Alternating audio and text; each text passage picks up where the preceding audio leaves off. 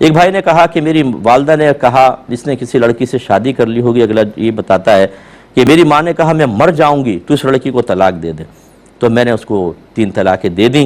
कहते हैं अब मुझे बताइए कि क्या हलाला के अलावा कोई मिलने का तरीक़ा है। तो ऐसे तमाम कमज़ोर उश्शाकान से मेरी गुजारिश है कि जब आप में हिम्मत ही नहीं है तो खुदारा ऐसे कदम ना उठाएं।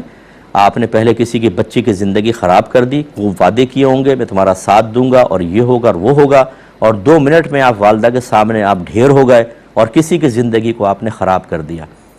अब मैं आपसे क्वेश्चन करता हूँ कि जो कम हिम्मती अभी पैदा हुई या जो वालदा के मर जाने का खौफ आपके क़ल्ब में पैदा हुआ जिसकी वजह से आपने तलाक़ का इक़दाम कर लिया, अगर हलाला करके या बगैर हलाला के फ़र्ज़ कर ले कोई ऐसा रास्ता हो तो आप दोबारा शादी कर लेंगे, तो फिर आपके अंदर वो हिम्मत कहाँ से आ जाएगी कि आप वालदा से टकरा जाएँ और आप फिर आप ये कह देंगे कि अब मरना चाहो मर जाओ, पहले तो मैंने ख्याल कर लिया अब नहीं।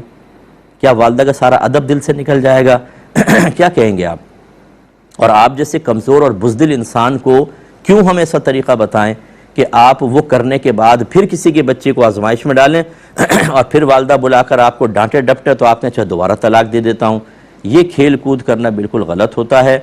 अगर आपने सही आप बेटे ने शादी की थी, वालदा को चाहिए था कि वो तलाक ना करवाती, वालदा भी गुनाहगार हुई हैं। याद रखें, पहले बेटे को रोकती, अगर नहीं रुका उसने कर ली शादी, तो फिर इसमें तो कुफू भी नहीं देखा जाता कि लड़के के मामले में कि इसने किस लड़की से शादी की है, वो शादी करने देते, होने देते। अब उसकी किसी के बच्ची को तलाक दिलवाई, कसूर तो आपके बेटे का भी था, उसने उसके वादे वगैरह करके तो आपने उसकी ज़िंदगी भी ख़राब कर दी और 3 तलाक़ें दिलवाई अगर आपने, और आपकी मर्ज़ी ये थी कि 3 तलाक़ें दो, ये तलाक़ें बिदअत कहलाती है। बेटा भी गुनाहगार, आप भी गुनाहगार।